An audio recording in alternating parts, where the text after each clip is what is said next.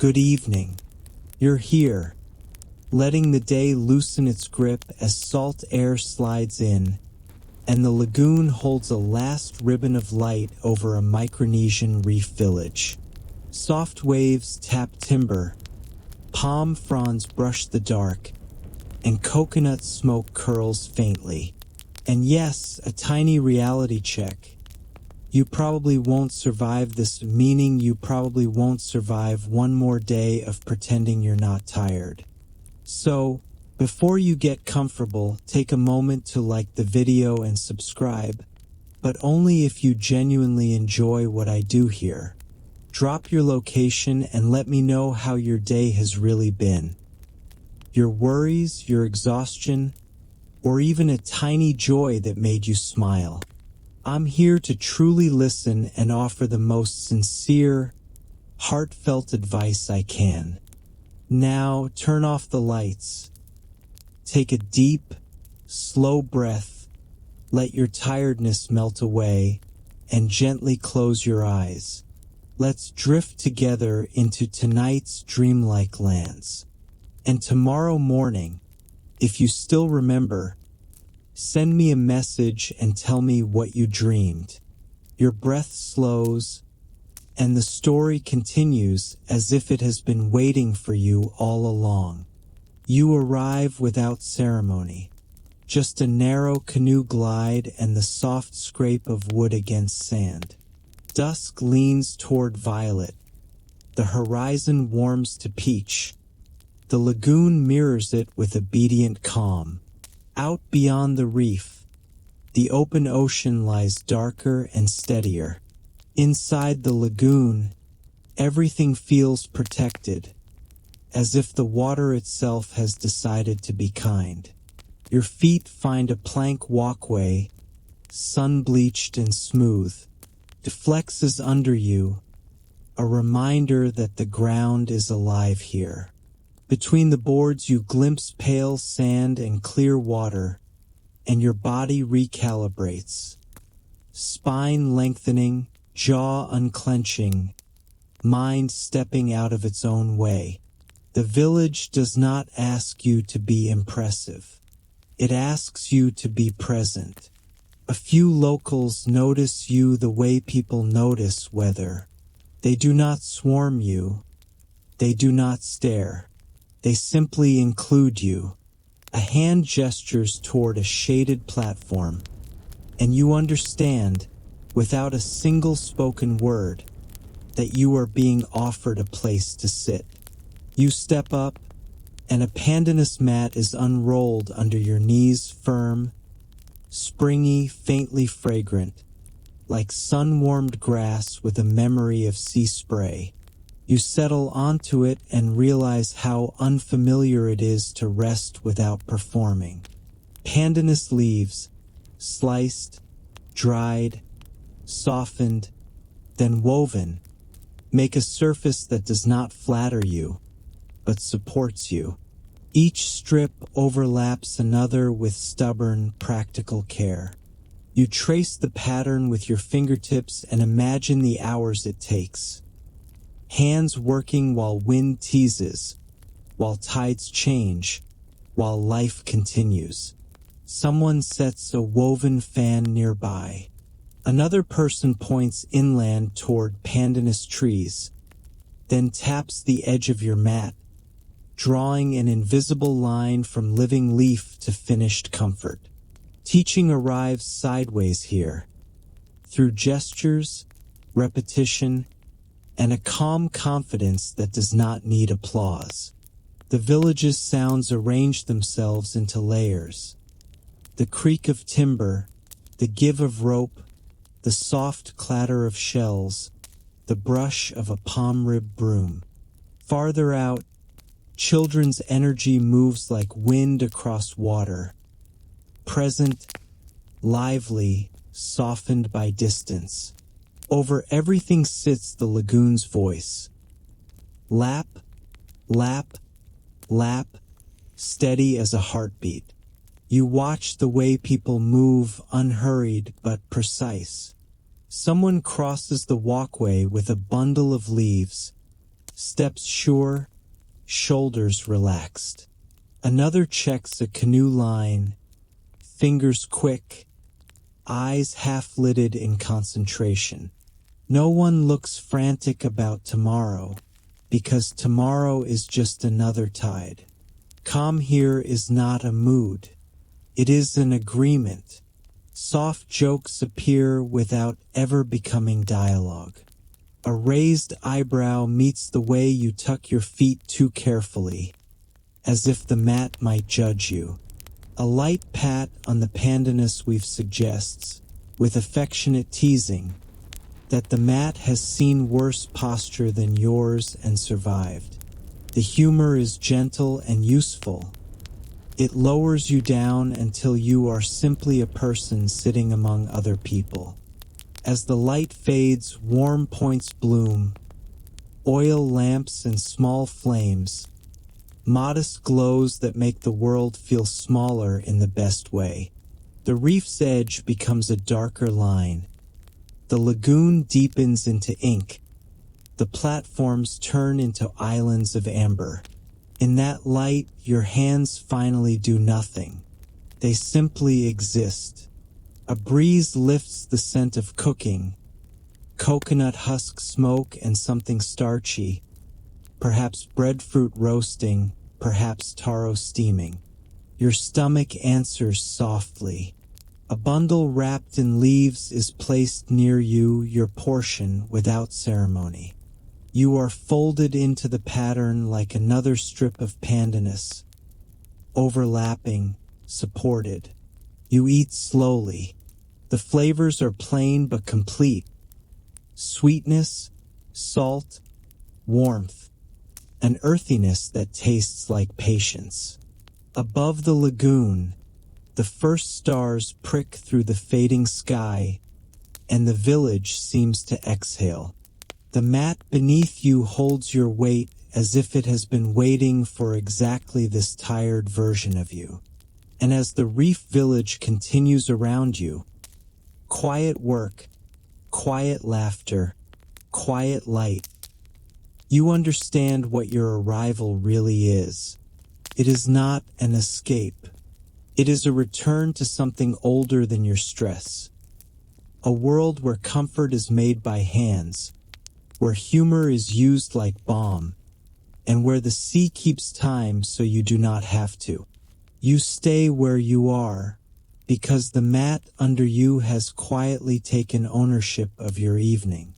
It holds you in that firm, forgiving way that says you can stop bracing now.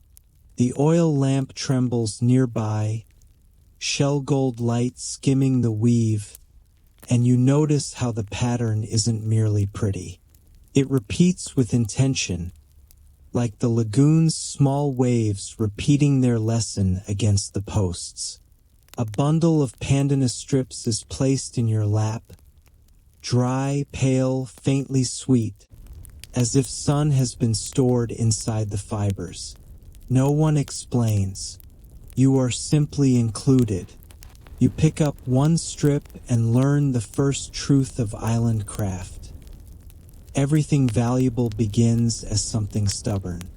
Pandanus palms stand a short walk inland, their roots gripping sand that looks too loose to hold anything. Yet the trees hold. Their leaves are long and blade-like, edged with tiny teeth that remind you nature here is not decorative. The strips in your lap have already been prepared. Edges smoothed, fibers coaxed flatter, stiffness negotiated down to something workable. Even softened, the leaf remembers it was once a living blade under hard sun. You start clumsily, threading one strip over, then under, then over again, trying to copy the geometry you see beneath you. Your first passes look like a small argument between your hands and your pride. A local sits nearby and weaves at a pace that is almost unfair. Slow enough to be kind, fast enough to be effortlessly competent. Their fingers don't hurry. They simply never waste motion. A glance lands on your uneven grid and drifts away in amusement. The village's humor has a talent for being present without taking center stage. You realize you've been sitting wrong, too wrong in an ergonomic, slightly comic way. Your shoulders are still trying to live in a city. You keep your back too upright, as if the mat is an interview panel. The soft joke arrives as a gesture. A patient hand presses the air downward, inviting you to sink. Another gesture draws your legs in closer, then points to the mat's edge, indicating where feet belong so you don't crease the weave. It's not scolding, it's choreography. You adjust, your hips settle, your spine stops auditioning. The mat meets you halfway, and you understand why people can sit like this for hours. Pandanus doesn't demand perfection. It demands you stop fighting gravity. Around you, small rituals keep humming. Sand is brushed away before it can grind into fibers. And used mats are rolled and tucked so they won't unravel. Fresh strips are kept lifted off damp boards where air can move through them. These choices look minor, but they add up to years. Respect here isn't a speech. It's maintenance. You learn that a mat is not one thing. It is bed, seat, guest room, and picnic cloth. It marks where food is shared and where tired bodies are allowed to soften. It can be layered for warmth when the night breeze decides to show off, or carried to shade as the day heats up. It is domestic infrastructure, made beautiful because beauty makes care easier to sustain. Your own strip work improves by millimeters.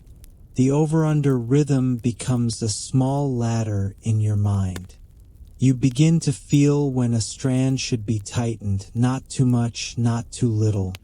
Your fingers learn a language your mouth doesn't need. The mat doesn't care what you do for a living. It only cares whether you can repeat a simple action with care. A breeze slips through the platform and lifts the loose ends of your half-made piece. You pin them down with your palm, suddenly protective. The locals notice your instinct and respond with approving amusement. Another soft joke, this time at your newfound seriousness. You have become the kind of person who guards a weave against the wind, and it is both endearing and slightly ridiculous. Exactly the right mood for bedtime. As the lamps glow steadier, the village's movements stretch into longer pauses. Someone lies back on a mat with the ease of practice. Another finishes a final edge as if finishing a thought. You mirror them without realizing it. Your breathing deepens. Your shoulders drop another notch. Before you sleep, you watch one last ritual. A mat is folded not by crushing it into submission, but by following its own lines. The folds land where the weave wants them to land. The bundle is tied, lifted, and set aside above the boards, safe from spray and sand. It looks like a simple act, but it feels like a principle. You can live longer, calmer, cleaner if you learn to fold your day the same way, along the lines it already has. You set your half-finished weave beside you and let pandanus take your weight. Outside, the reef keeps breathing, slow and steady. The village's soft jokes drift into silence. You don't need dialogue to feel welcomed. You only need the mat, the lamp, and the quiet knowledge that here, rest is not earned by suffering. It is made strip by hands that remember how to be gentle. You wake without the sharp snap of an alarm, because nothing here is trying to conquer your morning. The lagoon does the work instead: cool air, clean light, and the steady suggestion that you can move at the pace of water. Your half-finished weave sits where you left it, edges lifted slightly as if the pandanus strips spent the night practicing patience on your behalf. Out on the walkway, the village is already in motion, but not in the frantic, caffeinated way you're used to. It's a quiet choreography of small tasks: a rope retied, a paddle checked, a net shaken free of yesterday. You step down onto sand that still holds the night's chill, and you follow the flow toward the canoes lined along the inner edge of the lagoon. The boats are slender and practical, their lines familiar with salt. Some rest on the sand like sleeping animals. Others float tethered to posts, rocking in tiny, obedient arcs. Someone presses a pandanus mat into the bottom of one canoe. Your knees recognize the texture before your eyes do, and you sit, grateful for the soft barrier between you and sun-warmed wood. The canoe slips away from shore with barely a sound. Your body expects a splash, a jolt, a fuss, but the lagoon offers none of that. The paddle enters the water with a clean slice, and the surface closes behind it as if nothing happened. You glide over sand so pale it looks lit from underneath. Small fish flash and vanish. As you move, you start to understand that this lagoon isn't just scenery. It's a working space with rules that are read, not announced. The reef lies ahead like a protective wall, and beyond it, the ocean is a darker, heavier blue. Inside the reef, the water behaves. Outside, it refuses to make promises. The locals treat that boundary with calm respect. They don't dramatize it. They simply respond to it the way you respond to a doorframe, by noticing it and not walking into it. A hand points toward a patch of water where the surface wrinkles differently, not with wind, but with current. Another hand indicates a smoother lane, where the canoe will drift easier. You nod, because it's the only sensible thing to do when someone is quietly saving you from looking foolish. You pass over coral heads that rise close to the surface, their shapes softened by the water's lens. Some are rounded like old stone, others branch like underwater trees. You stare too long, and the village's soft humor finds you. A patient gesture reminds you to keep your balance, as if you might tip yourself into the lagoon just to get a closer look. You correct your posture and feel gently teased into competence. The canoe noses toward the reef's inner line, where the water deepens and shifts in color, from glassy turquoise to a cooler teal, then to indigo where shadows pool. You watch the way light behaves here. It doesn't just brighten things. It reveals depth, texture, and risk in the same breath. Sunlight flickers across the bottom like moving lace. When a cloud drifts over, the lagoon changes expression, and everyone notices without needing to announce it. A few other canoes move nearby, spaced like commas in a sentence. No one crowds. No one rushes to be first. Nets are checked, lines are adjusted, traps are lifted and lowered with the same gentle attention you saw in the weaving. Everything is done as if loudness would be rude. You learn the village's water reading through repetition. A ripple can mean a shallow ridge. A darker patch can mean depth or coral. A line of tiny breaks on the surface can mean a current pressing sideways, eager to move you where you didn't plan to go. The locals read these signals the way you read a familiar face. Subtle, instinctive, and difficult to fake. You, on the other hand, are still learning the alphabet. Near the reef, the sound changes. Inside the lagoon, everything is soft. Closer to the reef, you begin to hear the ocean's distant insistence. White noise folded into the air, a reminder that the calm is earned by geography and vigilance. The reef breaks the waves, but it doesn't eliminate them. It simply translates their force into a gentler rhythm. You notice how the village works with that rhythm. Paddles pause when the current assists, then resume when it doesn't. A canoe angles slightly, not straight toward a destination, but toward an easier path. It looks like inefficiency until you feel how smooth it is. You realize you've been living in straight lines for too long. As the sun climbs, the water brightens and the reef village behind you becomes a low line of roofs and palms. Smoke lifts from cooking fires. A few figures move along the walkway, small against the wide lagoon. From out here, the village looks less like a cluster of structures and more like a principle made visible. People choosing to live in cooperation with tide, tree, and time. The canoe turns back and you let yourself be carried. The pandanus mat under you warms with the day. Your half-finished weave is waiting ashore, but you already feel a new pattern forming in you. Over, under, over again, effort and rest, attention and release. The village doesn't lecture you into peace. It rows you there quietly, one clean stroke at a time.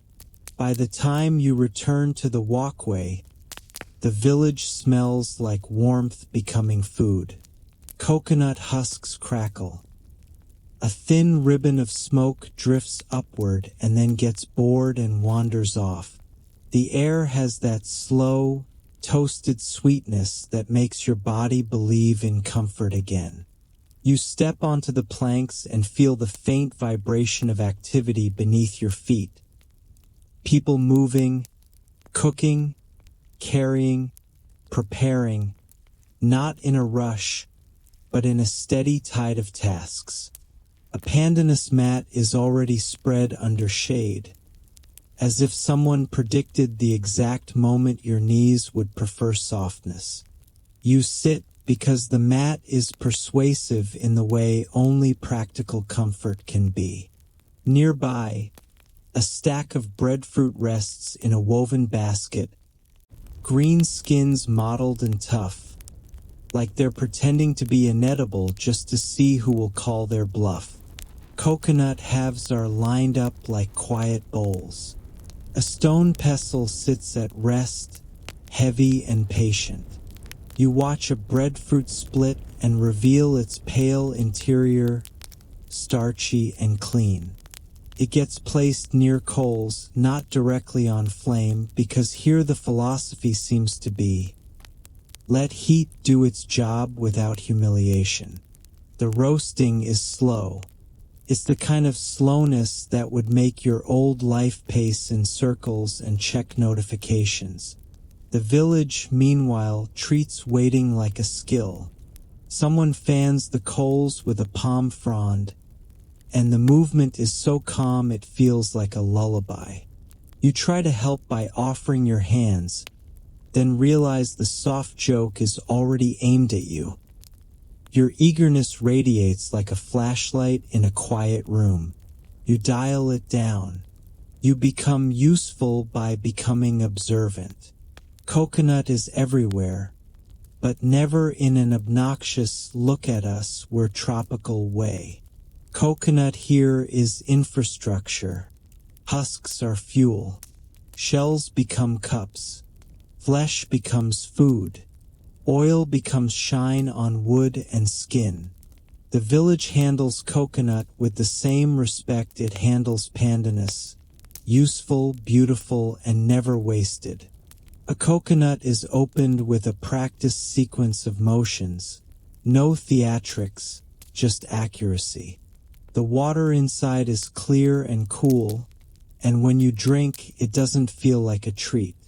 It feels like a correction. Your body, which has been dehydrated by stress and ambition, remembers what it's like to be cared for. Under the shade, you notice how the mats keep showing up in every scene. They're at the cooking area, ready for serving. They're rolled near doorways, waiting to be unrolled for guests. They're layered where older villagers rest, because a mat isn't merely a product. It's a promise that someone thought ahead. The pattern beneath you is the same pattern you fumbled yesterday, and you feel a small, private pride, like you've been admitted into a club that requires patience instead of credentials. Breadfruit comes off the coals with a gentle thud, steam rising. It's peeled and broken apart, and the texture looks like dense, warm cloud. Coconut is grated into it, adding softness and a faint sweetness. Some is set aside for later, wrapped carefully in leaves. You're starting to see a recurring rhythm. Prepare for now, and quietly prepare for after. Nothing here is purely immediate. Everything is part of a longer, calmer loop. You notice a child wandering close to the coals, curiosity tugging them like a tide. An adult's hand intercepts, not sharply, just firmly, and guides them away with a movement that feels like a soft fence. The child's attention turns to something else, and no one has to raise their voice. Discipline here isn't a spectacle. It's a gentle redirect. Soft jokes flicker again.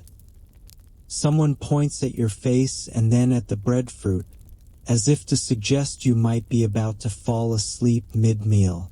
It's affectionate, and you can't even argue. Your eyelids are already heavier than they were in your old life, like your body has decided this is a safe enough place to release its tension. The meal is served on mats, not tables.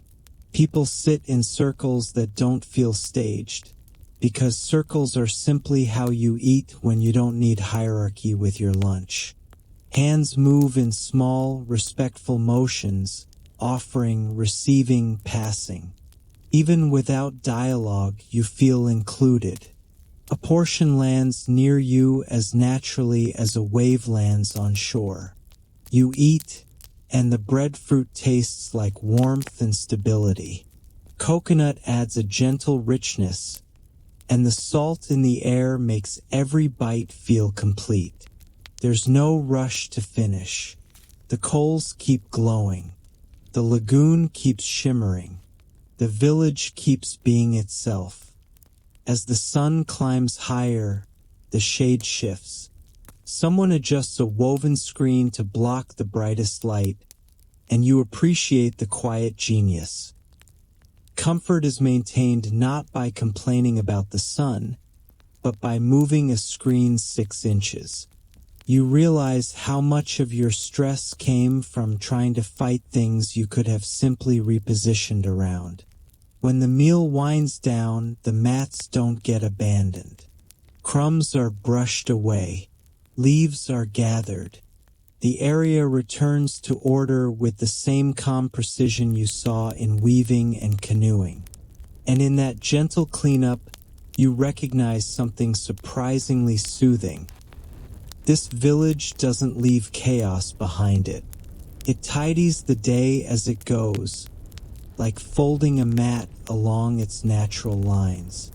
You sit a little longer, full and quiet, watching smoke thin into air. Breadfruit patience and coconut timing settle into you like a new heartbeat.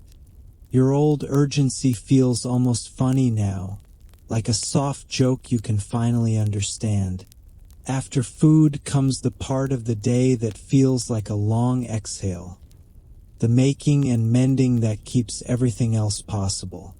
You drift toward a shaded work area where the light is softer and the air moves freely.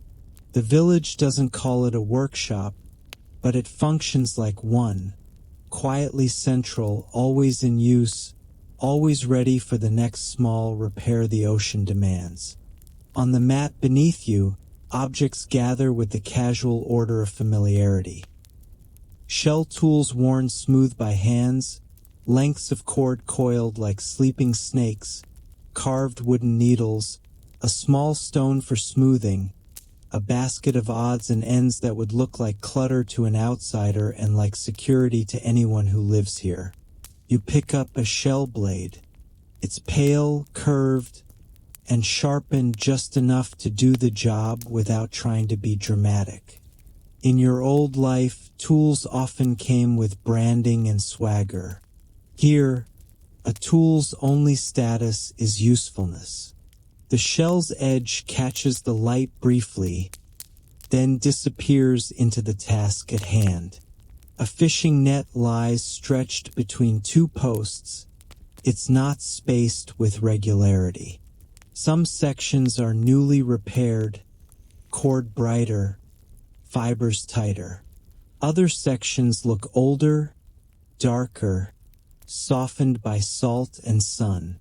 You understand that this net is not one object.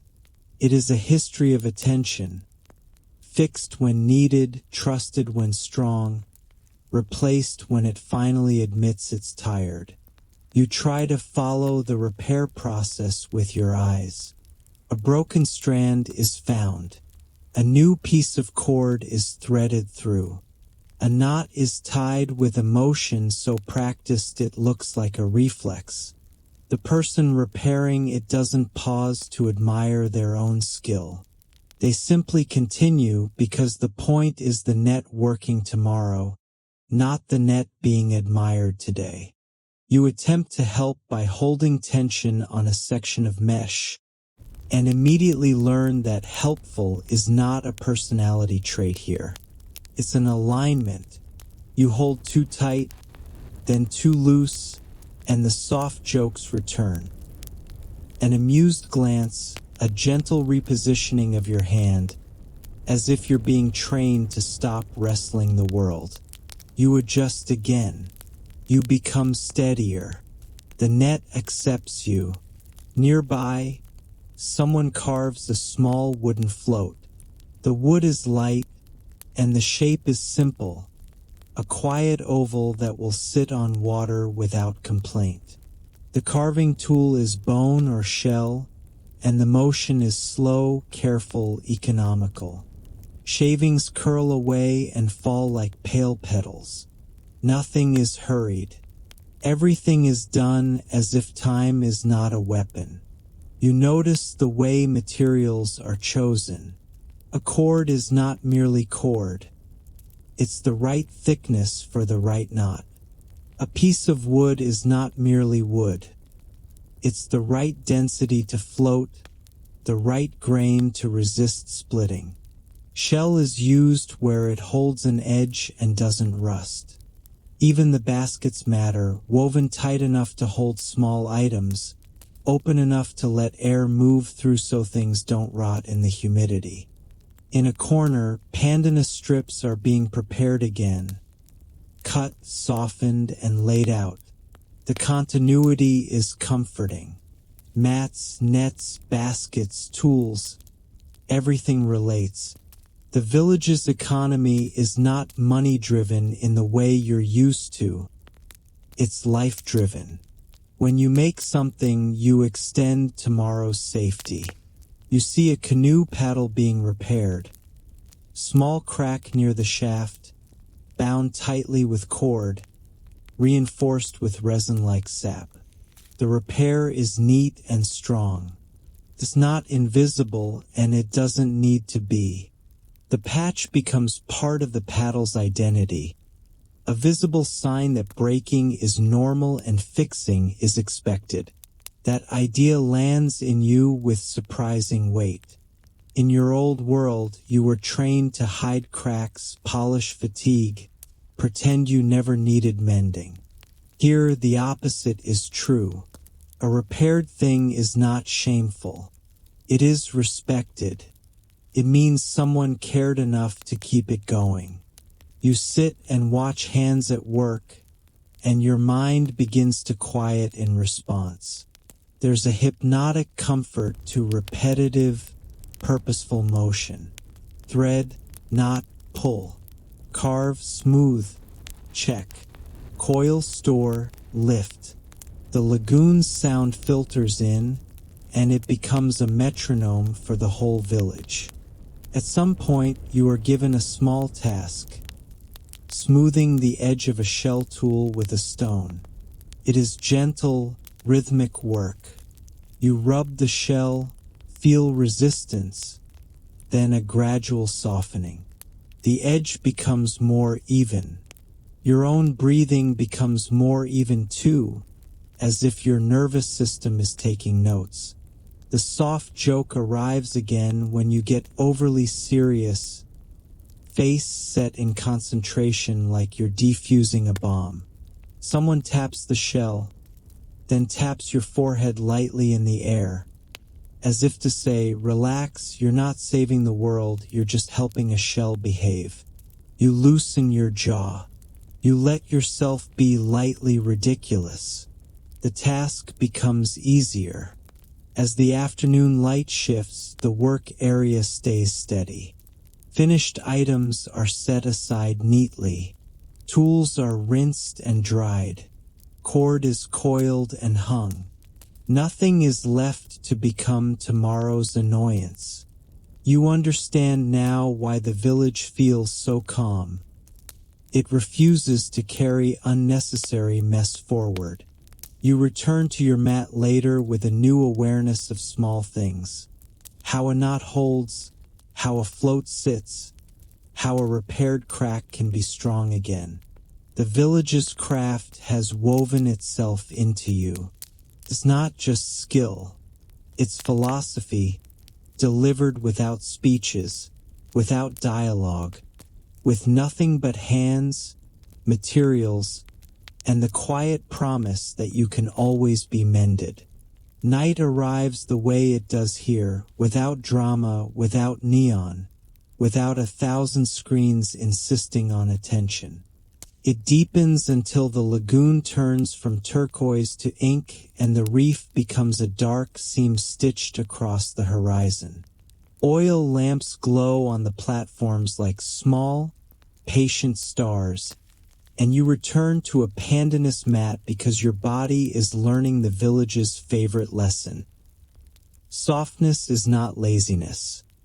It is strategy. The day's motions hum behind your eyes. Knot, pull, smooth, paddle, glide, return, then loosen. Someone folds a mat along its lines and tucks it where spray cannot reach. Another lamp is set lower, out of wind, and the flame steadies. You watch, and your thoughts, usually scattered like loose cord, begin to coil. Above you, the sky clears. Stars arrive in dense clusters, so many that your city brain tries to count them and gives up. The Milky Way looks like a pale river spilled across black velvet. You feel the urge to reach for a camera, then remember the village's unspoken rule. Some things are meant to be held in the body, not stored in a device. Near the lagoon edge, you notice quiet movement, canoes being checked, lines being tested. Night on the water is not avoided here. It is read. You step along the walkway, careful, because falling into shallow water at night would become your new personality.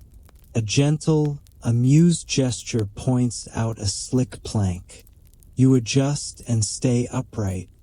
The soft joke lands. You are learning. A few people settle where the view is widest, and you settle too, close enough to absorb and far enough not to intrude. There is no lecture. Instruction arrives through attention. A finger traces a line upward, then across, then pauses, as if pinning an invisible thread between stars. Another hand arcs slowly, mirroring the curve of the horizon. You realize they are not admiring the sky. They are using it. You begin to understand how navigation here is built from relationships. Certain stars rise from certain points on the reef line. Certain clusters sit at familiar angles over familiar water. The sky becomes a map that doesn't need paper because it lives above you every night, dependable in its wide, quiet way. You think of your phone's blue dot and its panicked recalculations. Here, recalculation looks like a calm breath and a gentle shift of direction. The ocean's voice changes as you listen longer. Inside the lagoon, waves are small and polite. Beyond the reef, you hear the heavier pulse, the deep boom of swell meeting coral. That swell does more than make sound. It makes direction. You notice how it presses at the posts, how it nudges the canoes even while they rest. It comes from somewhere and keeps coming, and the village seems to know it in their bones. A hand hovers over the water and makes a subtle rocking motion, forward, then slightly diagonal. You feel a new kind of information arrive. The lagoon is not flat. It is textured with long, traveling energy. Different swells cross, intersect, and separate again. The village reads those crossings like lanes, like roads made of moving muscle. Your mind tries to complicate it because that is what your mind has been trained to do. The village gently refuses. Someone drops a small shell into a bowl, one soft clink, and the moment is anchored back into simplicity. The humor is quiet but clear. You don't need fancy language to feel a wave. You start watching the shoreline too. Dark shapes settle above the palms, birds shifting, then stilling. A flicker of wings can hint at wind turning.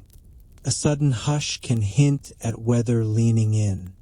Even at night, the lagoon keeps giving signals. You see why the village's calm is not naivete.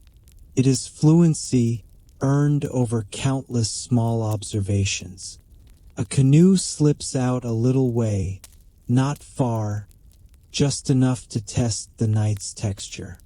The paddler keeps close to the reef's inner line where the water is deeper but still protected. A lamp's reflection stretches on the surface like a molten ribbon.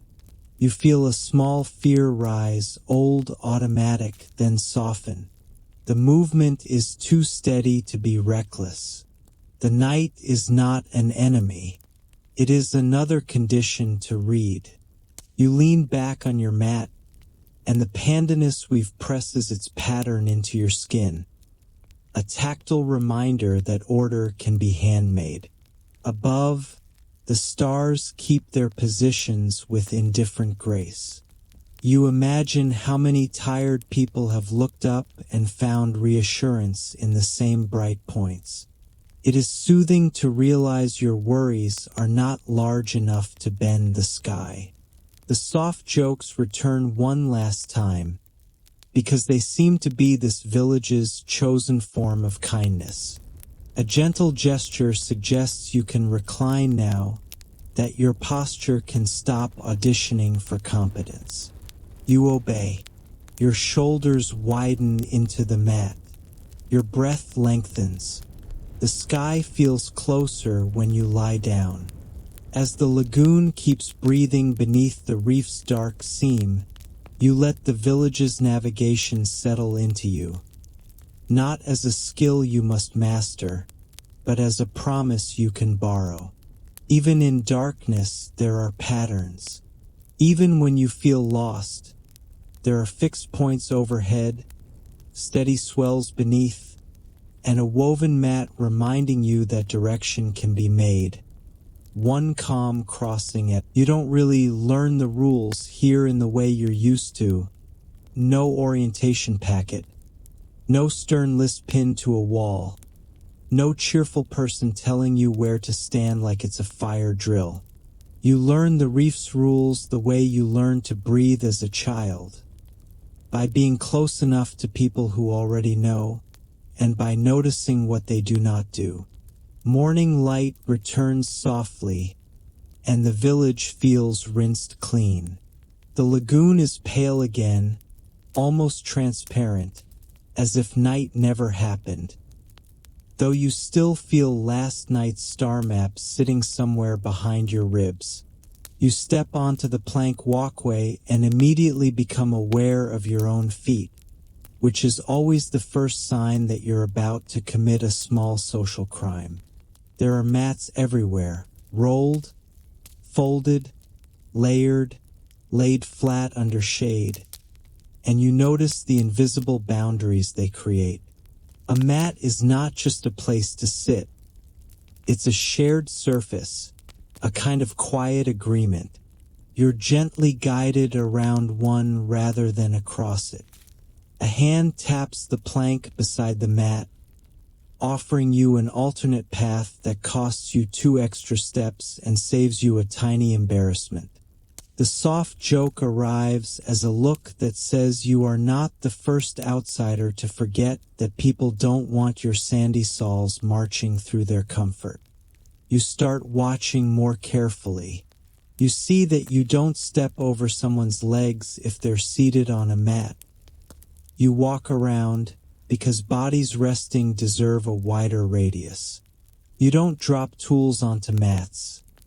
You set them beside, on wood or in baskets, as if the mat's job is to hold people, not clutter.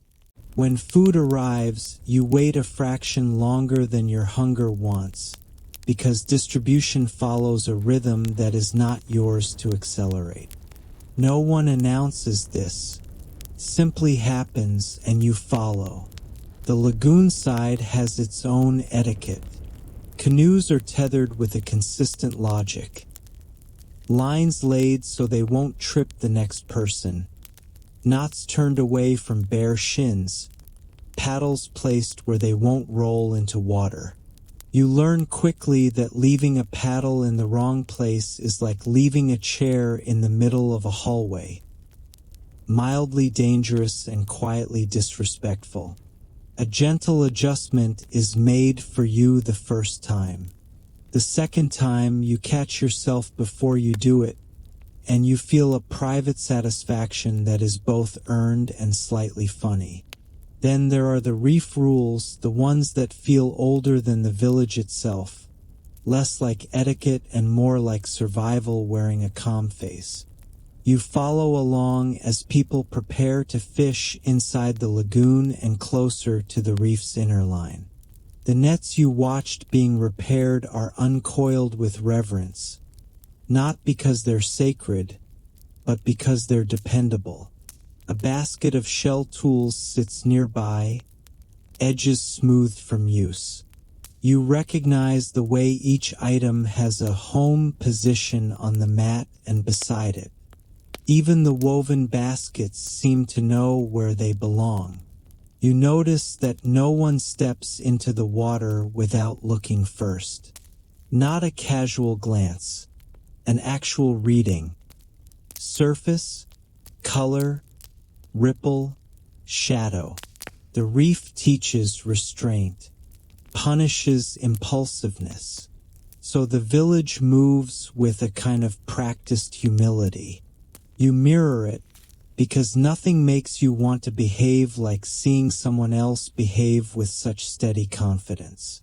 At the shoreline, you learn your first reef-specific rule.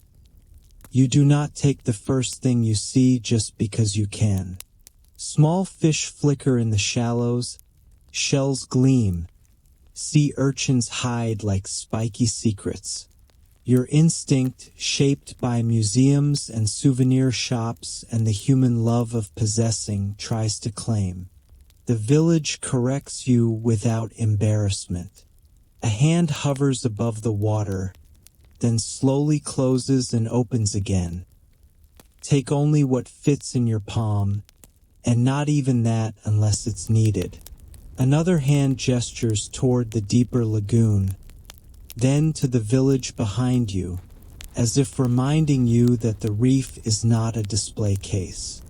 It is a pantry, and a pantry stays full only if you don't treat it like a dare. You watch fish being sorted not by excitement, but by purpose. The smaller ones return. The right size goes into the basket. Anything rare-looking is handled with extra caution. You understand, in a quiet and slightly humbling way, that the reef is managed by social expectation. No one needs to stand guard if everyone has been trained to feel uneasy about greed. Sharing has rules too. When the catch comes in, it doesn't become a personal trophy. It becomes a village resource. Portions move outward from the center, elders and households first, then others without fanfare. You feel the shape of it, a system where dignity is protected through routine. You don't have to decide who deserves what, because the village has already decided that the community deserves stability. You become aware of your own habits again. You reach toward something shiny, maybe a shell, maybe a tool, and pause because you're not sure if reaching is allowed. The soft joke finds you immediately. A raised brow, a small tilt of the head, as if to say your hands are enthusiastic but untrained. Instead of being shamed, you're quietly coached. A basket is moved closer to you, inviting you to place things properly rather than hoarding them in your lap like a nervous squirrel. Walking has its own language. On the walkway, you don't push through gaps. You wait. You let people pass. You keep your shoulders soft, because sharp movement in a narrow space makes others tense. You notice that people don't point aggressively.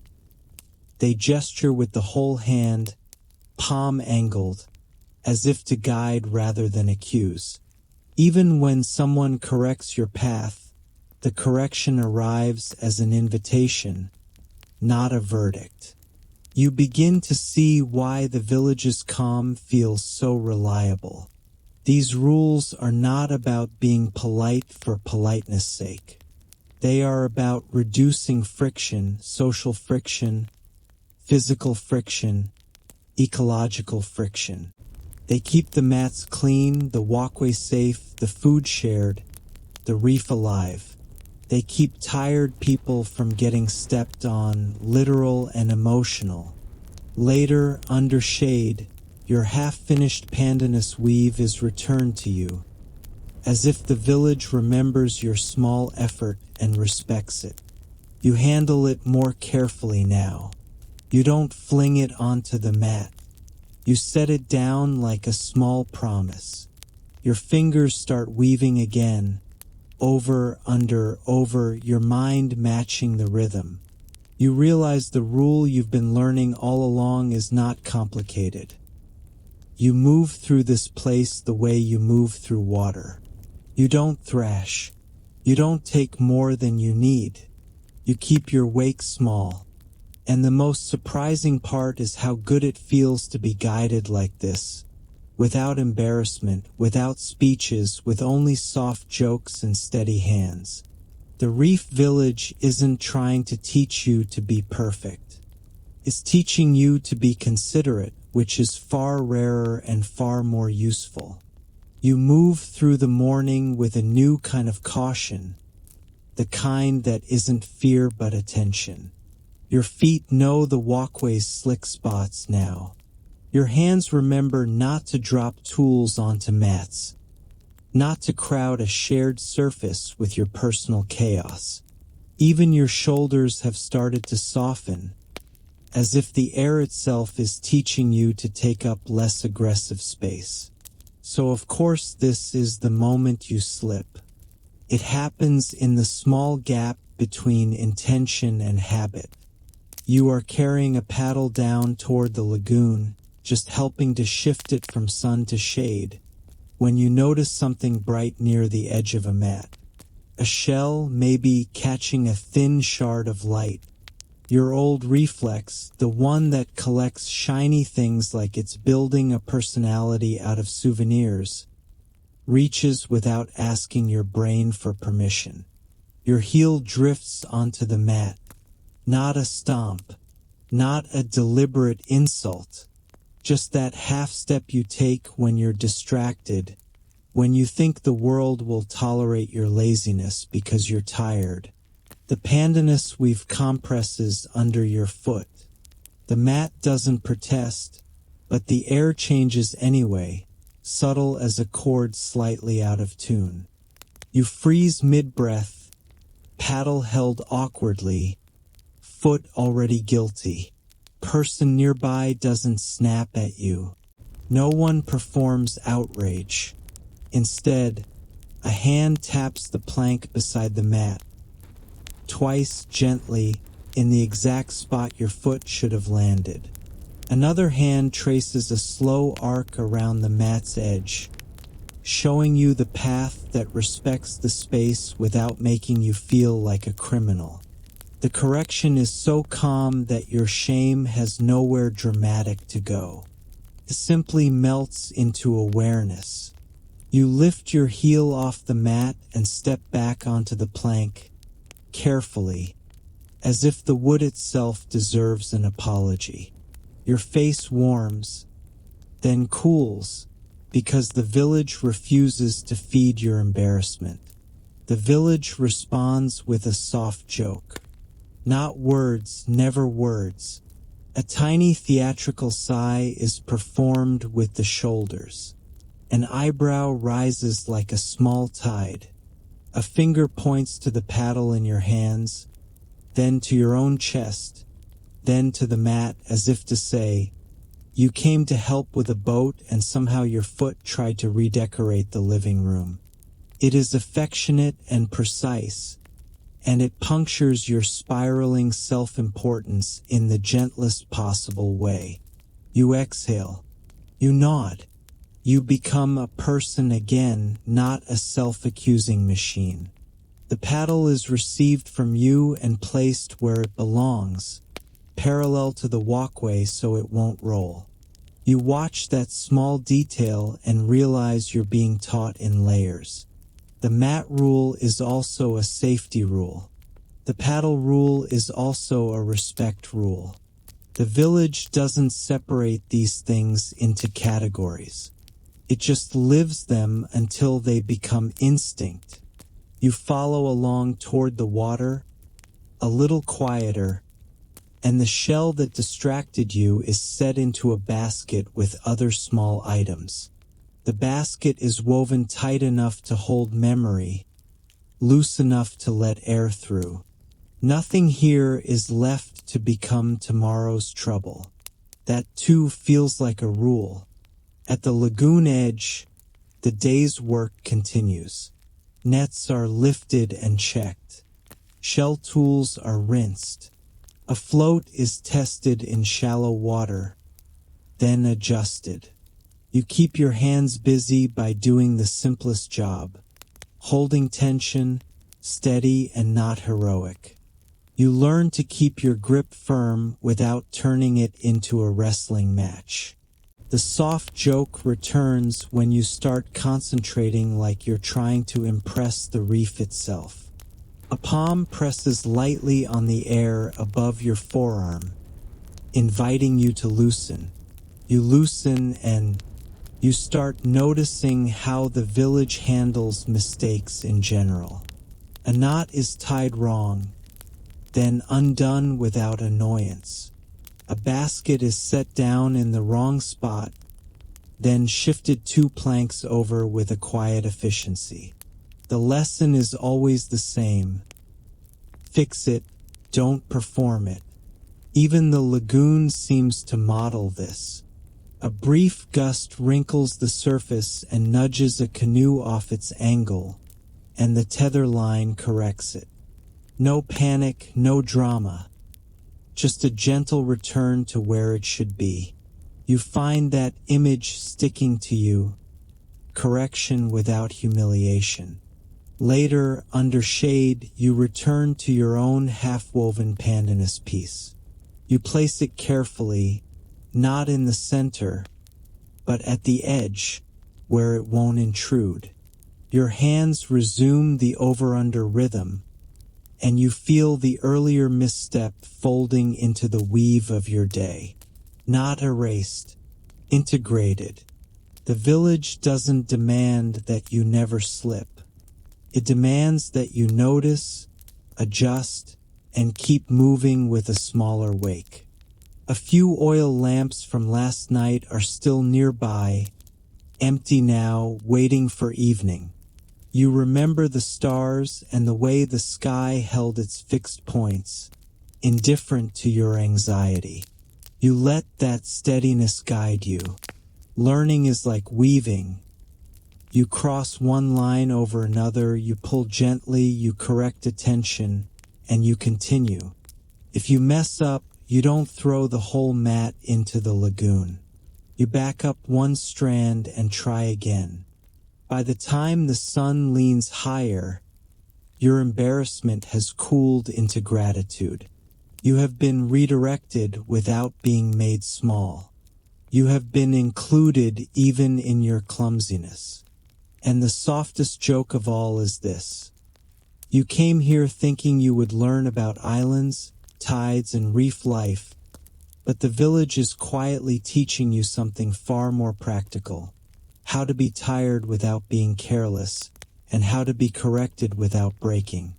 The weather doesn't announce itself here with push notifications or dramatic headlines. It arrives the way a thoughtful guest arrives. First as a change in tone, then as a shift in behavior, and only later as something you can point at and say, yes, that is definitely happening. You notice it in the lagoon before you notice it in the sky.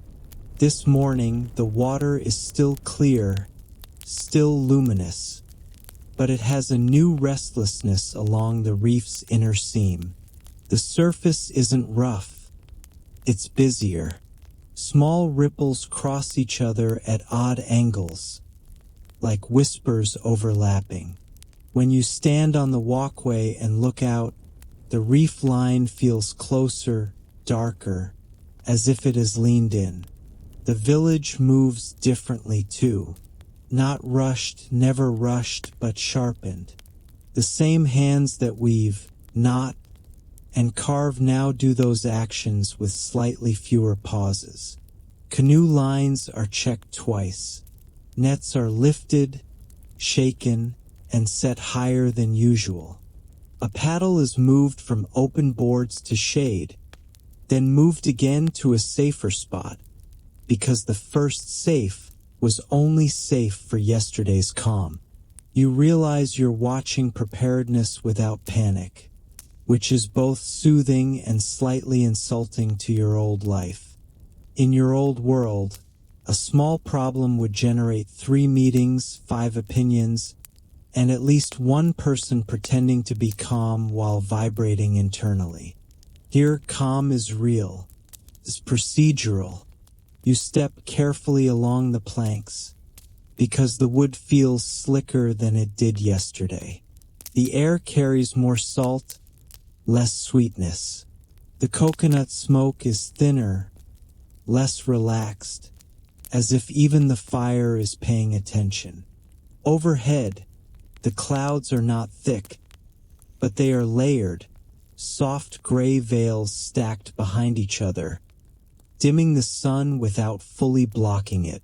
The light turns flatter, more diffuse, and the colors of the lagoon shift slightly cooler. Someone gestures to the horizon, where the open ocean looks heavier than usual. You follow their hand and you see it. Long swells rolling in beyond the reef, slower and taller, pushing white spray up where they strike coral. The reef still breaks them, still protects the lagoon, but the sound is different, deeper, more persistent, like a drum that has decided to practice. Your body responds before your mind can argue. A small tightness appears under your ribs. Not fear exactly, more like respect for something larger than your preferences. The soft jokes are still present, but even they have put on a slightly more serious shirt. When you hover uncertainly near a coil of rope, wondering whether you're in the way, someone makes a small, amused gesture that translates clearly. Yes, you're in the way, but you're also trying, which makes you forgivable. They shift the rope, not to exclude you, but to give you a role, holding, steadying, keeping tension while someone else ties. Your hands obey. You hold the rope as the line is tightened and secured to a post. The knot is clean, compact, and turned so it won't scrape.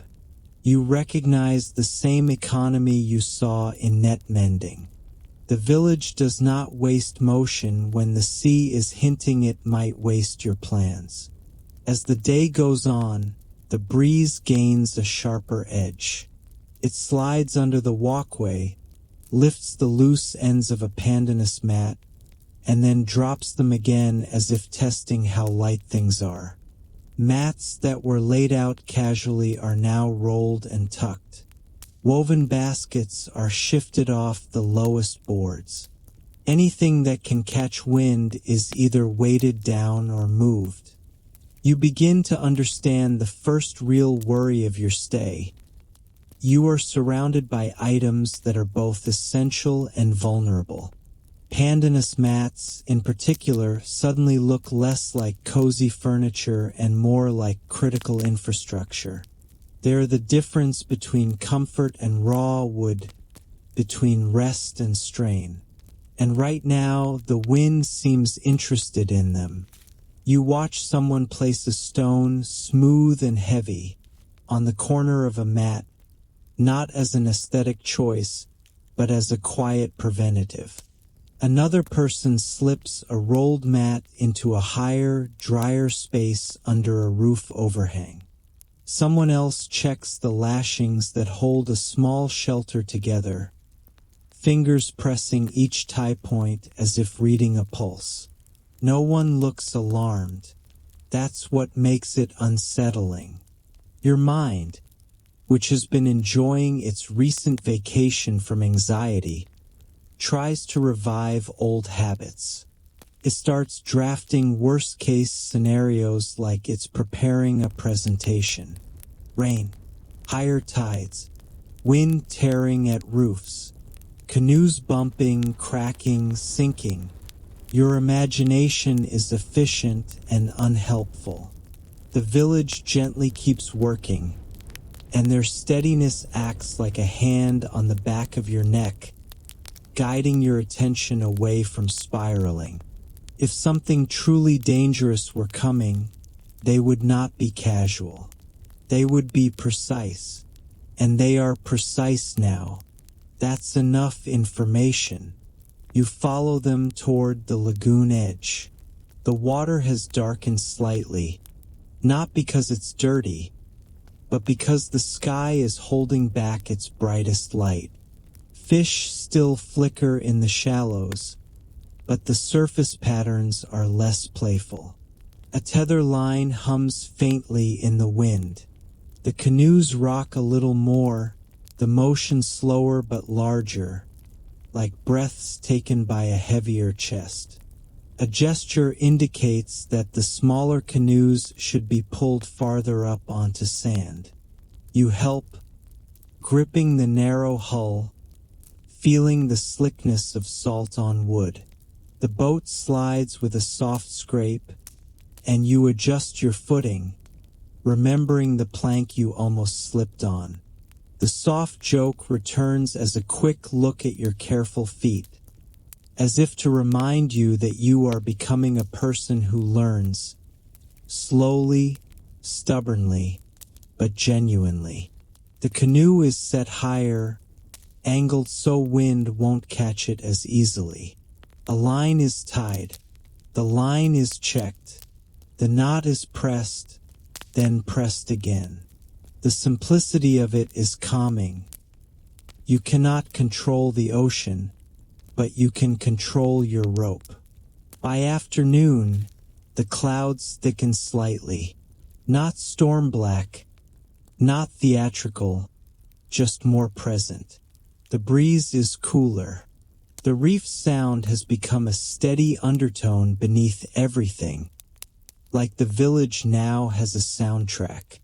You sit on a mat under shade, and the weave feels firmer today, as if it too has tightened itself in preparation. You notice the way everyone keeps glancing out, not anxiously, but regularly.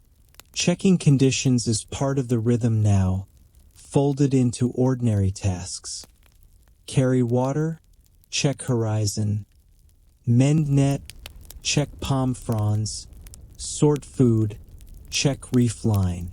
You try to mirror that rhythm to borrow their calm.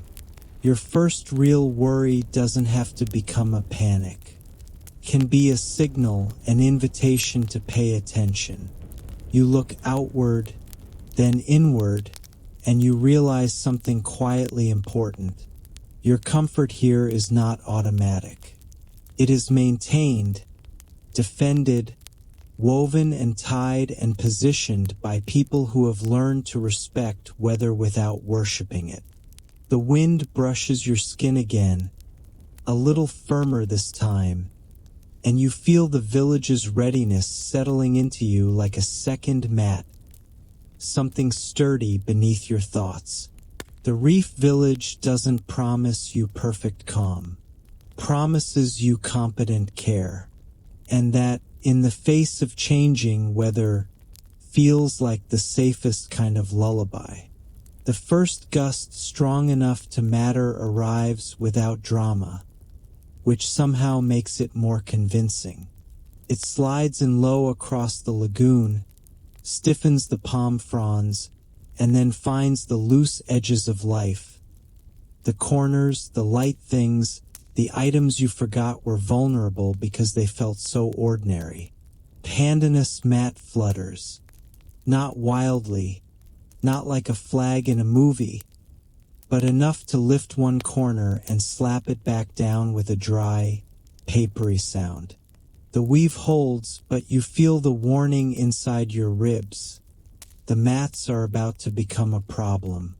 Not an emotional problem, not a philosophical one. A practical one, the kind that can quietly ruin a night if nobody notices in time. And the village notices. Always. Movement tightens into purpose. Mats that were spread for sitting are rolled with quick, practiced folds. Mats that were drying in shaded breezeways are lifted and carried higher. Pandanus strips being prepared for weaving are gathered and bundled, because wind doesn't care about your neat piles. It only cares about scattering them. You stand up from your own mat and look around, suddenly aware of how many mats exist and how many roles they play. Bed, seat, serving surface, guest space, workbench. The village's comfort is literally woven, and woven things have one major weakness. They love to act like kites when the air gets ambitious. A small group begins sorting through the mats, checking edges, checking ties, checking where each roll belongs. It isn't frantic, but it is focused, like people closing shutters before rain. You recognize the same calm precision you saw in knot tying. This is weather fluency. Then the small problem reveals itself in the simplest way. An empty spot. A mat that should be near a doorway is not there. Another, usually stored under a roof overhang, is missing too. You can tell it matters because the village doesn't stop to perform concern. They just begin looking. That's the tell.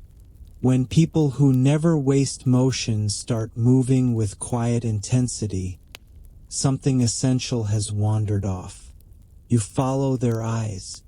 Under platforms, along walkway edges, behind baskets, near the cooking area where mats sometimes get used as serving surfaces.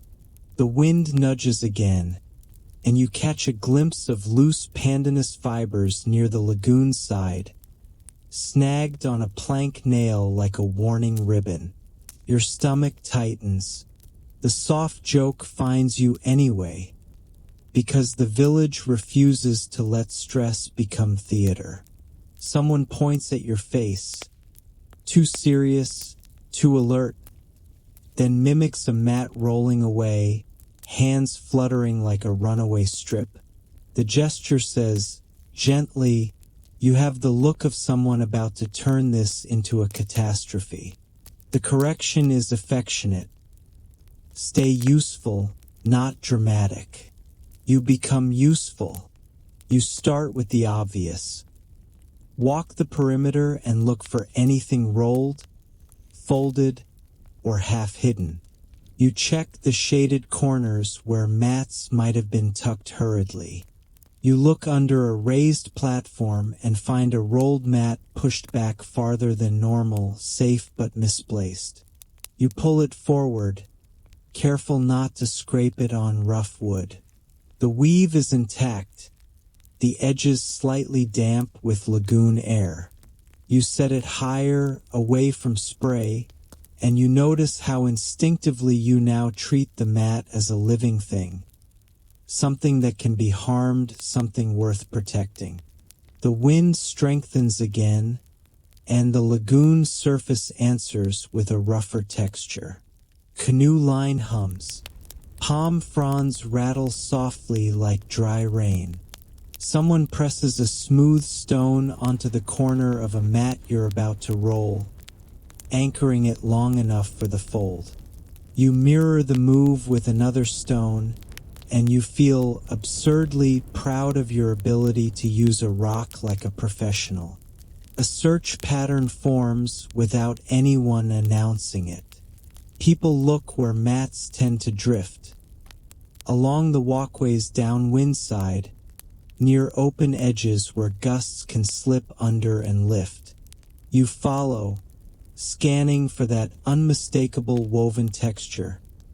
The pale gold brown of pandanus against gray wood and white sand. You find one mat in the least glamorous way. A corner caught on a low post, the roll partially loosened, its outer layer starting to fray where it rubbed against rough fiber rope. It hasn't flown away, but it has suffered the indignity of being handled by weather instead of by hands. You crouch and the frayed fibers brush your fingers. The damage is small, but you understand what it means here. A fray isn't just a fray. It's a future tear, a future uncomfortable night, a future guest lying on rough wood because something didn't hold. You lift the mat carefully, supporting it so the frayed section doesn't take more strain.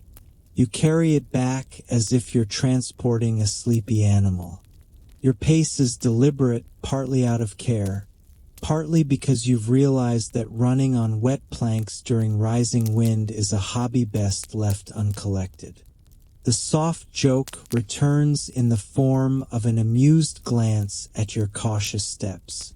Says, yes, you're being careful, and yes, it's slightly funny, And yes, it's appreciated.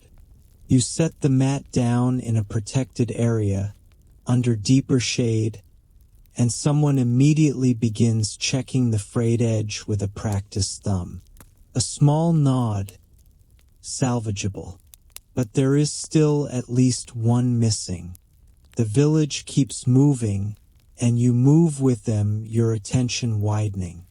You check the cooking area where mats sometimes sit under baskets of breadfruit. You check near the workspace where nets are laid out. You check the lagoon edge where someone might have spread a mat briefly to set down tools. You see the logic in their storage choices. Higher is safer, tighter is safer, undercover is safer. Wind is the enemy of loose. Finally, you spot it, not where you expected, but where the wind would naturally push a light roll if it got just enough lift. Along the far end of the walkway, near a cluster of posts where the air funnels through like a corridor. The mat has lodged between two supports, wedged but not secure. Each gust shifts it a fraction, threatening to pull it free. You approach slowly. The plank under you is damp. The lagoon below is louder now, not violent, just more insistent. You reach for the mat and pause, remembering the village's rule. Don't yank. Don't make sharp movements. Keep your wake small. You brace your feet, hold the roll with both hands, and lift it upward first, reducing friction. Then draw it toward you with steady pressure. The mat resists briefly, then slides free. The motion is smooth, controlled. You feel a quiet relief that's almost tender. You carry it back to shelter, and as you pass, you notice how the village's tension eases by a degree. Not celebration, not applause, just the subtle shift of people who can stop holding one worry in their bodies. Now the work becomes sorting and protecting. Mats are counted, not with numbers spoken aloud, but with hands on rolls, eyes on storage spots, memory cross-checking itself. The damaged mat is set aside near the work area, ready for later repair. The recovered mat is tucked high, away from wind's reach. Stones are used as temporary anchors until everything is secured. Loose pandanus strips are bundled tighter, ends tucked so they can't unravel into chaos. You sit for a moment on a mat that is now safely under cover, and you notice your own breathing. It's quicker than it was last night under the stars, but it's not panicked. It's alert. You feel unexpectedly part of the village's readiness, not because you're essential, but because you're aligned. Outside, the wind continues its testing. Inside the shade, the mats are safe again. Comfort has been defended with nothing but attention, careful hands, and a refusal to dramatize.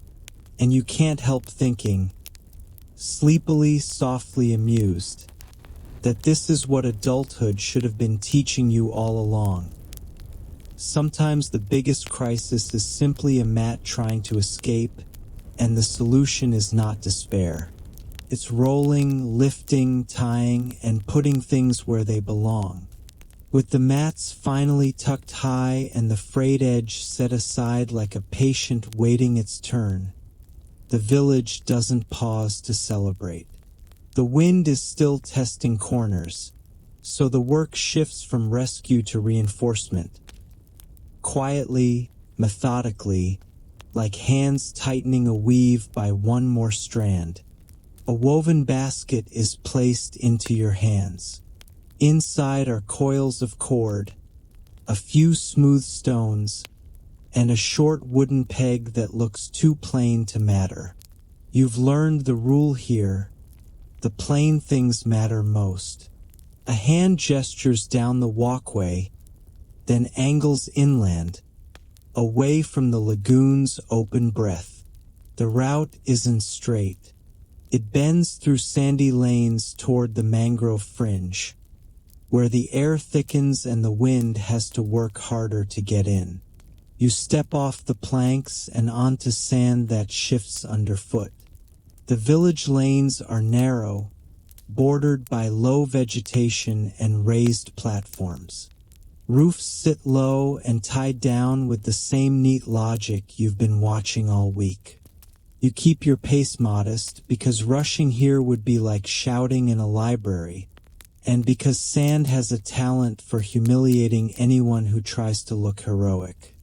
As you pass a doorway, you glimpse more mats rolled and stacked, protected, counted, safe. The sight eases something in you.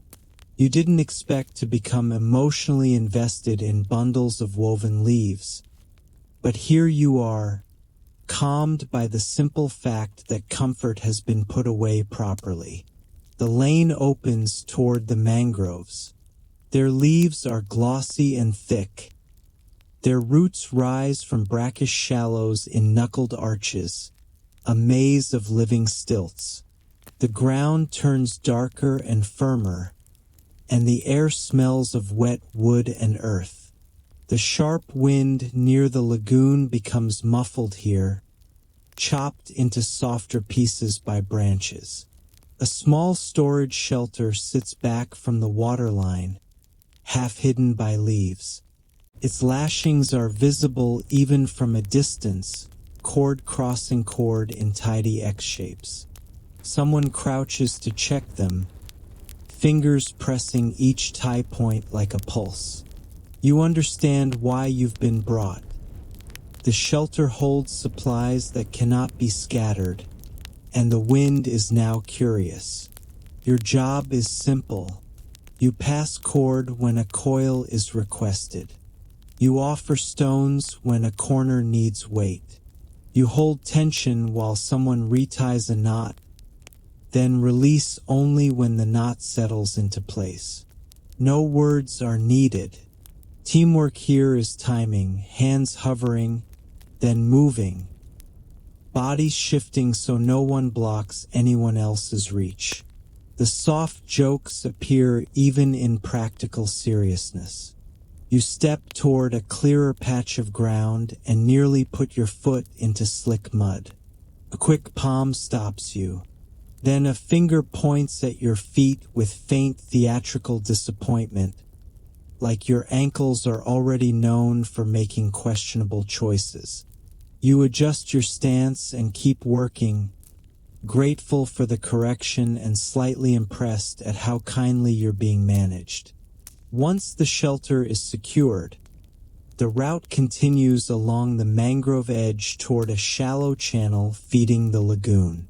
The water here is darker, shaded by leaves. Small crabs scatter in sideways panic when you approach.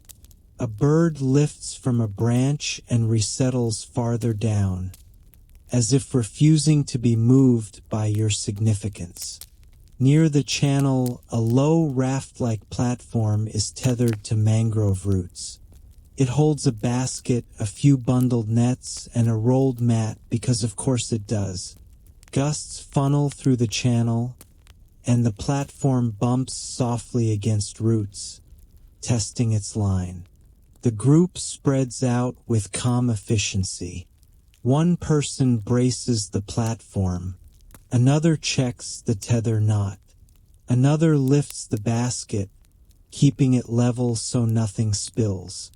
You're guided to the far side, where a secondary line can be added to stop the platform from swinging too wide if the wind strengthens.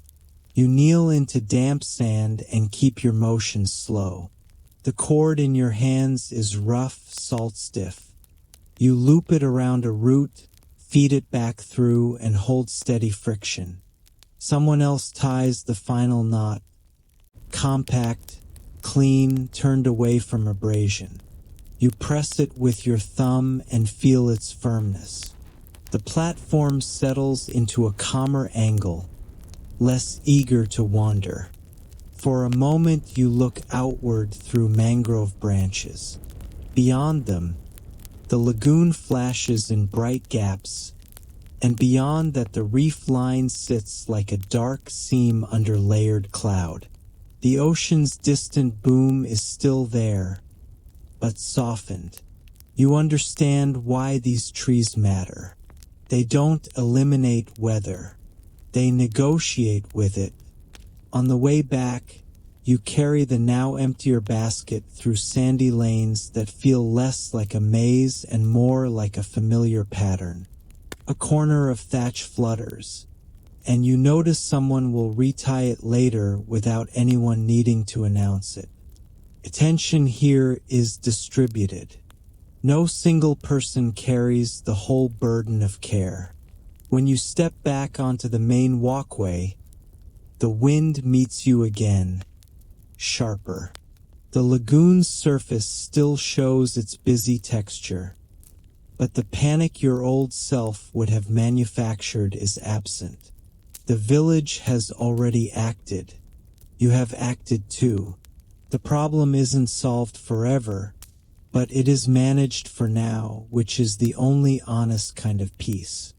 You set the basket down where it belongs, and a mat is unrolled nearby for a brief rest, because even in preparation mode, the village remembers softness.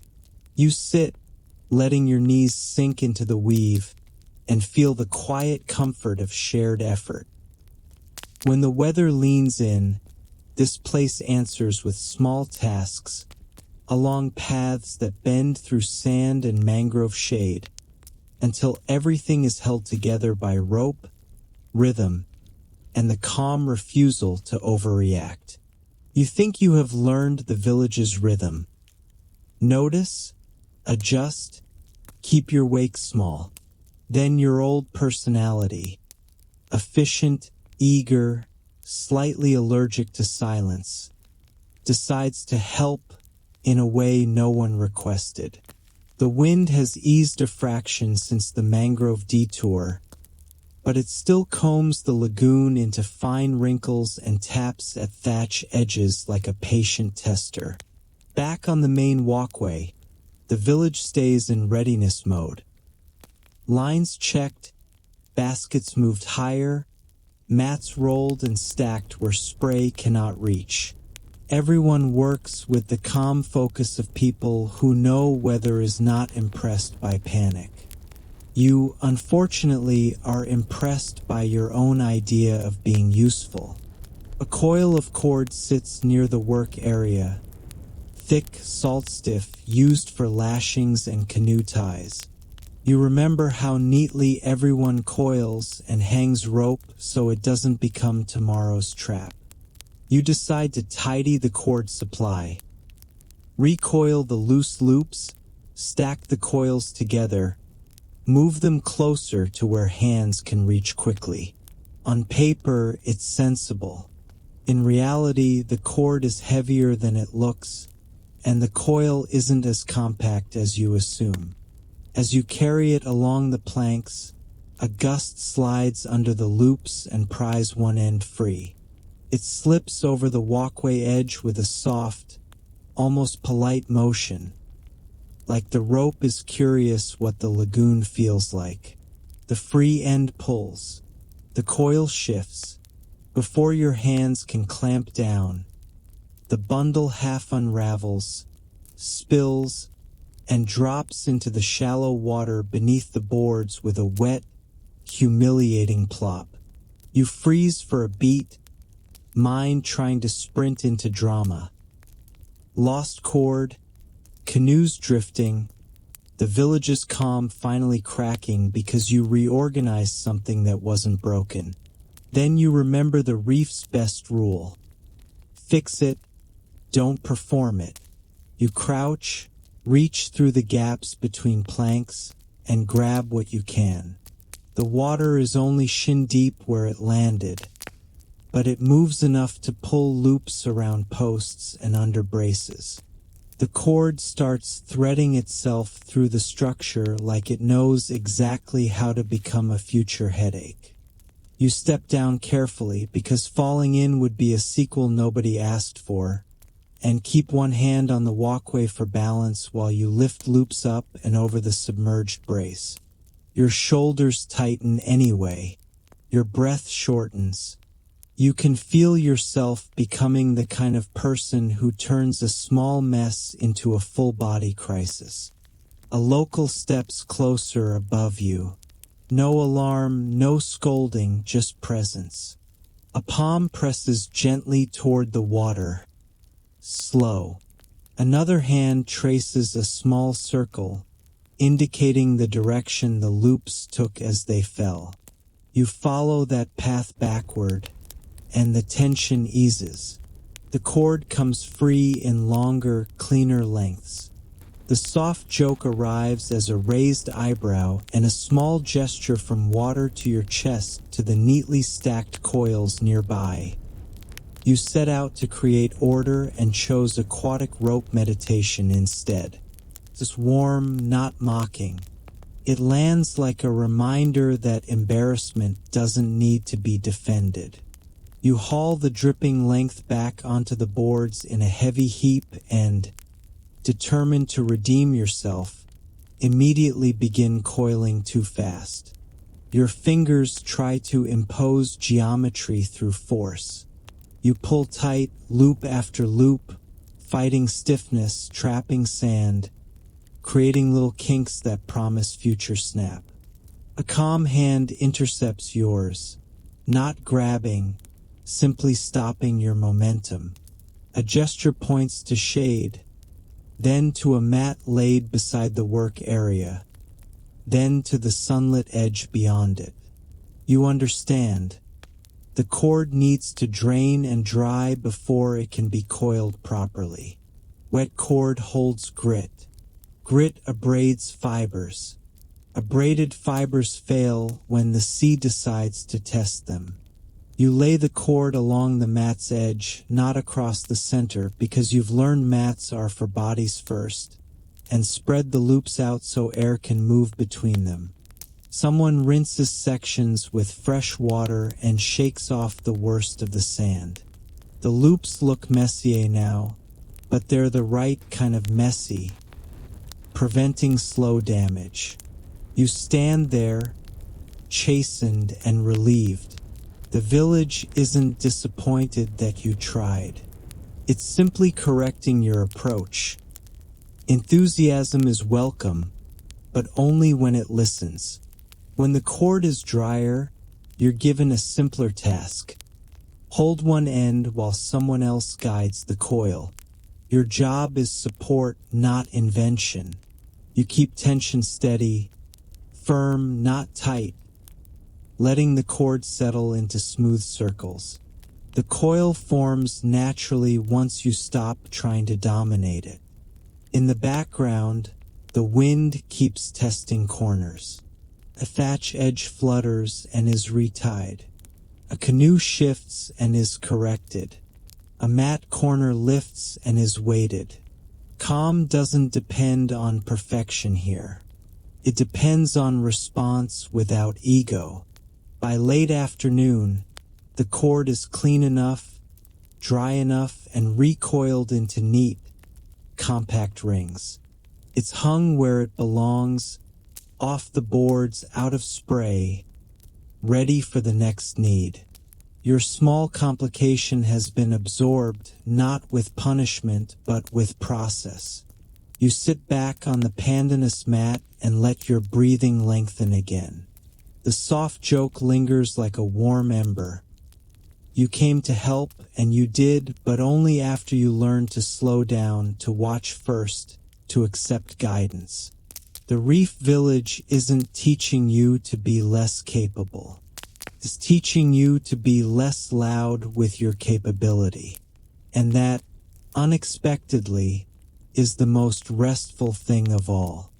Even when the problem feels solved, the village doesn't treat it as finished until it has been made sturdy again. Rescue is only the first phase. Repair is the lullaby after. The wind remains present, but it has softened into something more conversational. Still insistent, still testing, but no longer prowling for weak spots with the same hunger. Cloud layers thin slightly. The lagoon brightens in patches. The reef's deeper boom becomes less constant, as if the ocean has decided to ease its shoulder off the door for a while. This is when the damaged mat is brought forward. It lies on a shaded platform near the work area, unrolled flat, its frayed edge lifted like a small injury being examined in good light. The fray you noticed earlier, fiber scuffed where the mat rubbed against rough rope, has not grown, but it has not healed either. Pandanus doesn't self-repair. It waits for hands. You sit nearby, close enough to help and far enough not to crowd. Someone lays out tools with the same calm order you've been learning. A small shell blade, a smooth stone, a length of fresh pandanus strip, and a bundle of thinner fibers for binding. A woven basket holds extra strips, ends tucked in so they don't unravel into chaos. The scene is almost identical to net mending, just translated into a different weave. The first step is inspection. Fingers run along the frayed edge, not hurriedly, but as if listening. The damaged fibers are lifted, separated, and smoothed. Anything too weak is trimmed away with the shell blade, clean cuts, not tearing. The stone is used to flatten roughness, persuading jagged fibers into calmer alignment. You watch and feel your own thoughts flatten with it. You are given a small roll. Hold the mat edge steady while a fresh strip is threaded in. Your hands find the weave's firmness and resist the urge to grip too tightly. You keep tension stable. The new strip slides under and over, following the existing pattern rather than trying to reinvent it. Repair here isn't a flashy patch. It's a return to the original logic. The binding fibers are wrapped around the edge, capturing loose ends and turning the fray back into structure. The motion is repetitive, almost hypnotic. Wrap, pull, flatten. Wrap, pull, flatten. With each pass, the edge looks less injured and more like itself. The soft jokes return, but now they feel like celebration in a quieter form. When you flinch at a sudden stronger gust that shakes the platform, someone tilts their head at you as if to say, yes, the wind exists, but we are literally stitching it out of our lives right now. You smile because the point lands. Anxiety is allowed, but it doesn't get to be the director. Nearby, the cord you dropped earlier has finished drying and is being checked again. A loop is rubbed between fingers to feel for grit. A section is flexed to test stiffness. The village treats materials the way a good host treats a guest, with attention to comfort and readiness. Nothing is assumed to be fine just because it looks fine. Fine is proven. The repair work continues into the late afternoon, and the atmosphere shifts from problem solving to rhythm making. A net is mended. Canoe tie is rechecked. Pandanus strips are sorted by width and suppleness. The village's calm isn't passive. It's the product of these small, repeating actions that keep the future from surprising you too harshly. You notice how your body responds. Your breathing slows to match the wrap and pull rhythm. Your shoulders soften. Your eyelids grow heavier, not from boredom but from safety. When everything around you is being gently put back in order, your nervous system receives permission to rest. By the time the mat edge is finished, the repair is nearly invisible unless you know where to look. The new strip's color is slightly brighter, a warm pale gold against older russet brown tones, but it will darken with time. The binding fibers sit flush, tight enough to hold, not so tight they cut. The edge is smooth beneath your fingertips. The mat feels whole again. The repaired mat is lifted and shaken lightly to ensure nothing is loose. It holds. It is rolled carefully along its natural lines and tied with cord. Not the damp cord from earlier, clean, dry cord, coiled properly, ready to serve. The roll is placed high under cover, safe from spray and wind, a piece of comfort restored to the village's inventory of peace. A subtle exhale seems to spread through the group, not relief with fireworks, but relief with softened shoulders. The small problem has been absorbed into routine. The village can return to its normal cadence. As evening approaches, the cooking smoke grows sweeter again. Breadfruit warms. Coconut is opened with practiced ease. The wind still moves, but it moves through a landscape that has been adjusted to it. Mats secured, ropes coiled, thatch retied, baskets lifted. You realize the true solution to the problem was never find the missing mats. It was tighten the village back into itself. You sit on your own mat under shade and run your fingertips over your half-finished weave. The pattern feels more familiar now. Over, under, over. A strand slips. You adjust. You pull gently. The weave settles. You can feel the village's lesson weaving into you too. Stress is not erased. It is managed. Damage is not denied. It is repaired. You don't win against the wind by yelling at it. You win by rolling your mats, tying your knots, and repeating small acts of care until the world becomes livable again. The lagoon outside glows with a calmer light.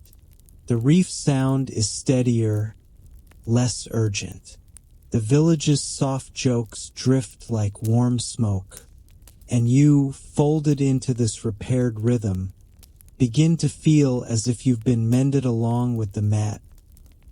Edges smoothed, phrase bound, tension corrected back into something that can hold. When the village decides it's time to breathe again, it doesn't do it with a grand announcement. It simply returns to warmth.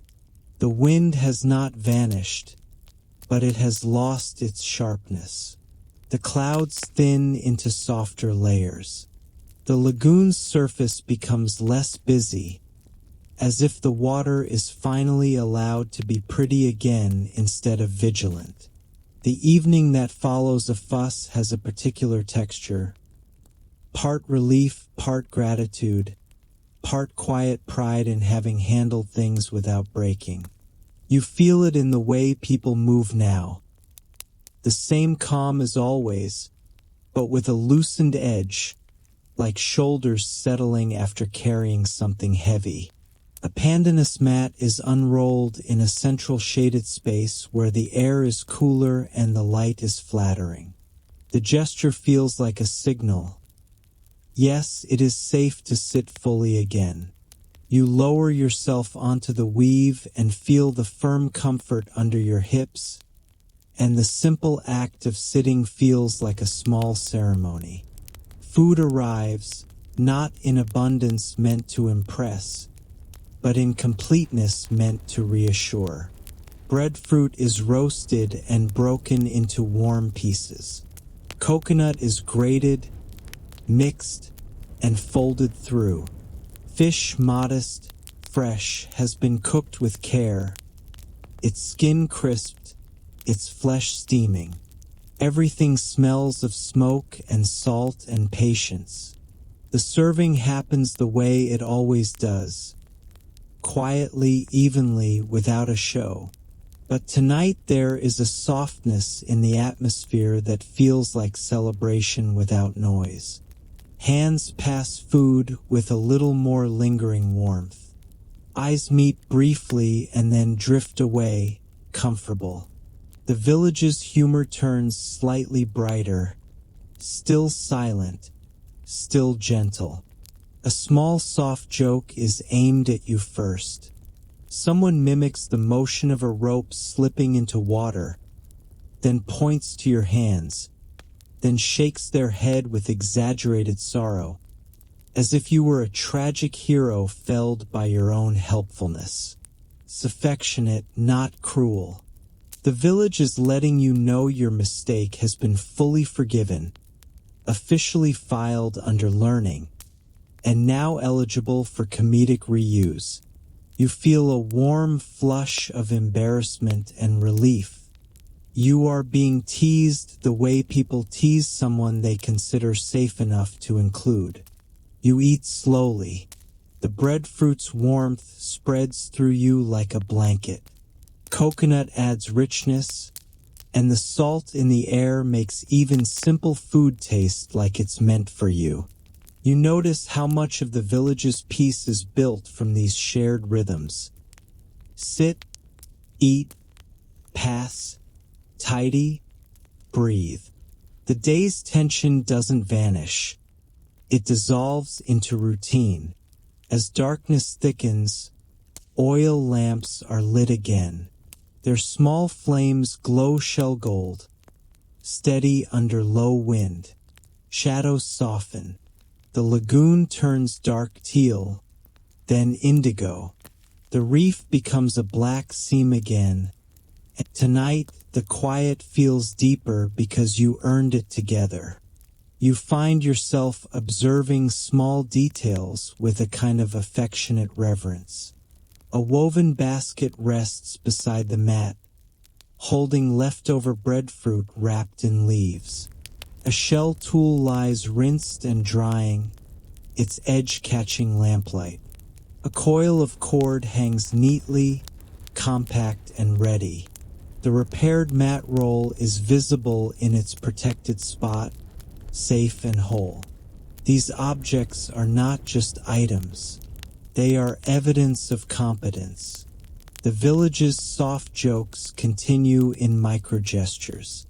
Someone points at your half-finished pandanus weave and then makes a tiny motion of tightening, as if reminding you that your weave will survive only if you stop yanking it like you're wrestling your own thoughts. You comply. You slow your hands. The weave becomes neater. Your mind becomes neater too. After eating, cleanup happens with the same quiet precision that makes everything here feel safe. Crumbs are brushed away. Leaves are gathered. Oil lamps are repositioned. Mats are folded or relaid with intention. Some for resting, some for working, some for later. The village tidies not because it is obsessed with order, but because disorder is one more thing weather can grab. You lean back on the mat and let the sounds wash over you. Soft footfalls on planks, the gentle clink of shell against wood, the distant hush of reef waves, the faint rustle of palm fronds. The atmosphere is so soothing you almost forget the earlier worry, which is exactly the point. You are allowed to forget for a while. Under the lamps, faces appear calm, eyes half-lidded in the comfortable fatigue of a day handled well. You sense the unspoken satisfaction of preparedness proving itself. The village didn't just survive a windy shift. It translated it into a few repairs, a few extra knots, and a night of quiet laughter. You feel the tenderness of belonging without needing to perform. No one asks you to contribute a story or a toast. No one demands gratitude. You give it anyway, silently, in the way you hold your food carefully, the way you keep your feet off the mat edges, the way you help fold and roll without rushing. Later, when the lamps burn lower and the lagoon's darkness deepens, you lie down on the mat and let the weave press its pattern into your skin again. It's a tactile reminder. You are supported. You are included. You are allowed to rest. If your old life had a soundtrack, it was urgency. Here, the soundtrack is repetition. Waves, knots, weaving, breath. The village's humor, quiet as it is, slips into that repetition like a smile you can feel even with your eyes closed. Tonight, after the fuss, you drift towards sleep with a full belly and a calm mind. The reef village is still itself, steady, practical, quietly beautiful. And now it feels like you are stitched into that steadiness, one soft joke and one woven mat at a time. Morning returns without fanfare. The sky pales from indigo to pearl, and a thin band of gold appears above the reef seam. Light slides across the lagoon in quiet sheets, and you stay on the pandanus mat for one extra breath because you have learned that waking slowly is allowed. The mat holds the faint imprint of your body. An oil lamp sits nearby, spent and calm, its shell gold glow replaced by dawn's wide cleanliness. The breeze that touches your cheek is cooler than yesterday but kinder, more reminder than warning. The earlier fuss has settled into the village's rhythm, like a ripple easing back into stillness. You step onto the plank walkway and move with the kind of care that now feels natural. Your feet remember where boards get slick. Your eyes register rope ends and basket corners without a fuss. Out over the lagoon, the water turns teal again, clear enough to show pale sand and quick fish flashes. Canoes rest where they should, pulled higher, lines tidy, paddles placed so they won't roll into trouble. The cord you once dropped into the shallows hangs coiled and dry, as if it has forgiven you and moved on. People are already working in sequence. Check lashings, brush sand away, shift anything light a little higher. Someone folds a mat along its natural lines, tucks the ends, ties it neatly, and stores it under cover. Watching it feels like watching someone fold a difficult day. Not crushing it, not denying it, simply aligning it until it becomes manageable. You pause where plank meets sand and look outward. The reef is still a dark seam on the horizon, still doing its quiet job, taking the ocean's force and turning it into something the lagoon can live with. You realize how much of this beauty is protected, not possessed. The village doesn't treat the reef like scenery. It treats it like a boundary that must be respected. Memories surface in a calm, orderly way. Your heel landing on a mat corner. Your hands too eager on wet rope. The missing mats wedged in wind corridors. The frayed edge and the steady repair. Wrap, pull, flatten until the weave holds again. None of it stings now. It settles like a fresh strip woven into an older pattern, bright at first and then gently darkening into harmony. You lift your gaze toward the brightening sky and remember last night's stars without needing to see them. Fixed points overhead, swells beneath, the reef seam ahead, direction as something you check, not something you perform. It occurs to you that much of your old stress came from pretending you should always be sure. Here, uncertainty is normal. Attention is the response. A mat is unrolled under shade, and you sit because this place has made sitting into medicine. Food arrives in simple completeness, warm breadfruit and a touch of coconut, enough to steady you. You eat slowly and notice how your jaw no longer clenches between bites. You are chewing like a person who is safe. The day advances through small actions. Nets lifted and inspected, tools rinsed, baskets returned to their places. Your half-finished weave appears again, and you tighten a few strands with gentler hands than you had when you arrived. Over, under, over. Pull, but not too much. Let the pattern settle. And then you feel the approach of leaving. Not announced, just present, like a door opening somewhere behind you. Your attention lingers on details as if your mind is trying to memorize what your body already understands. Coconut smoke in morning light, pandanus texture under your palm, the reef's distant hush beyond the lagoon's calmer breath. Gratitude rises in you, quiet and steady. Gratitude for being redirected without embarrassment, for being teased softly instead of shamed, for being shown through rope and mats and small repairs that calm is something you build. You offer your farewell in how you move, feet careful on wood, hands respectful around tools. You help roll one last mat, align the folds where the weave wants them, tie a clean knot, and place it high where weather cannot steal it. Your thumb presses the knot and feels it hold, and you feel, in that small pressure, the village's whole philosophy. Keep your wake small, keep your care consistent, and the world becomes livable. When you finally turn away, the lagoon keeps glowing. Canoes rest, mats wait, the reef breathes beyond its seam. The village continues its calm work, a place that does not cling to you, because it does not need to. It has already given you what you came for, rest, rhythm, and the quiet joke that you may not survive going back to your old urgency, because now you know better.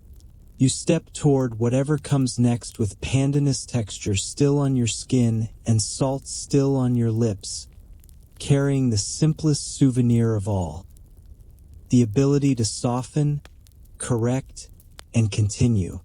You don't leave with a dramatic final look back, because this village isn't the kind of place that demands a performance. It has never needed you to prove anything. It only needed you to notice, to adjust, to sit when offered a mat, and to stop trying to turn every quiet moment into a milestone. The canoe waits along the inner edge of the lagoon, tethered neatly, angled with the same calm logic you've watched all week.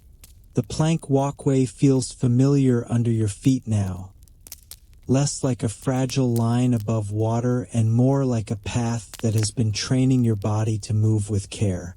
You step slowly, partly because you respect the slick boards, partly because you don't want to spill this last softness out of yourself. A pandanus mat is rolled and placed into the canoe, not as luggage but as blessing. The weave looks warmer in the morning light, its color somewhere between pale gold and weathered russet, a small piece of the village's comfort traveling with you. Your half-finished weave is tucked beside it, not perfect, but real. You think of the frayed mat edge that was bound back into strength, and you feel the parallel without needing to announce it. The village does what it has always done. includes you without spectacle. A few hands check the canoe line. Someone steadies the hull as you settle. A woven basket is placed near your knees. Light provisions, wrapped in leaves, the kind of practical care that feels more intimate than any speech. There are soft jokes in the air even now. A gesture toward the rope coils hanging neatly, as if reminding you that the lagoon has already had enough of your rope-based experiments for one lifetime. The humor lands like a final gentle tap. Affectionate, forgiving, and quietly confident you will remember. The canoe slides free. The paddle enters the water with that clean, quiet slice you've learned to love. The lagoon closes behind it as if sealing the moment. You glide past posts and platforms, past mats rolled and stored high under cover, past baskets and shell tools drying in patient order. Everything looks ordinary in the way truly competent systems look ordinary. You can see now that the village's calm has never been accidental. It is built, woven, tied, repaired, and maintained. As you move farther out, the village becomes a low line of roofs and palms.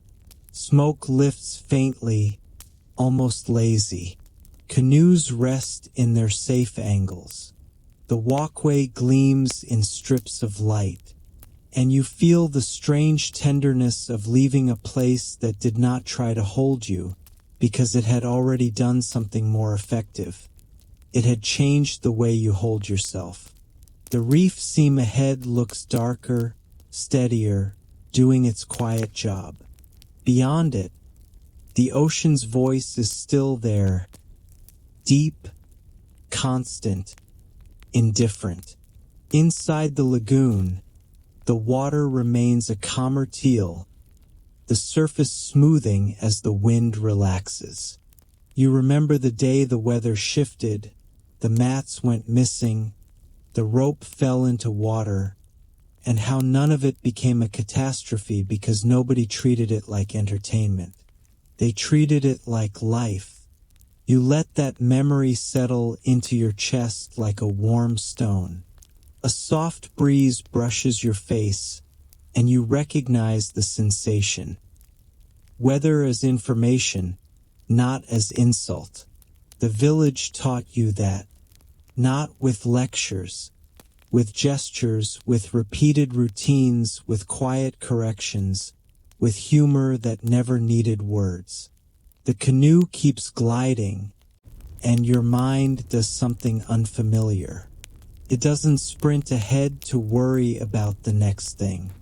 It stays with the water's rhythm, the paddle's cadence, the way light flickers on sand below. You notice fish flashing and vanishing. You notice coral heads darkening where depth increases.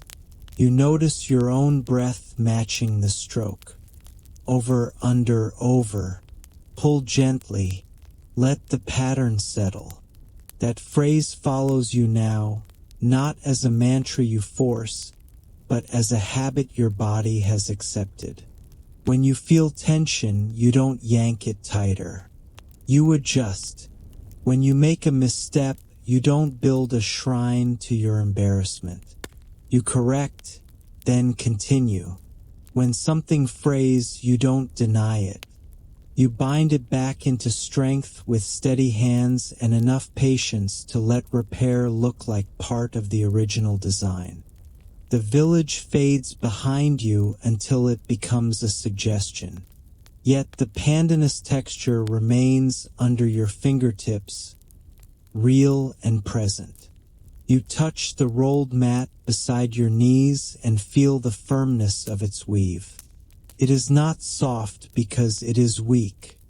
It is soft because it has been made with care, designed to hold bodies without demanding they stay rigid. You carry that knowledge forward. As you near the point where the lagoon opens wider, you glance up at the sky. Daylight hides the stars, but you remember their positions anyway. The idea of fixed points above you, reliable even when your thoughts get messy. You remember the ocean swells, how they traveled under the lagoon's surface like slow muscle, and how the village read them without fear. You remember the mangroves, the way they negotiated wind into quieter air.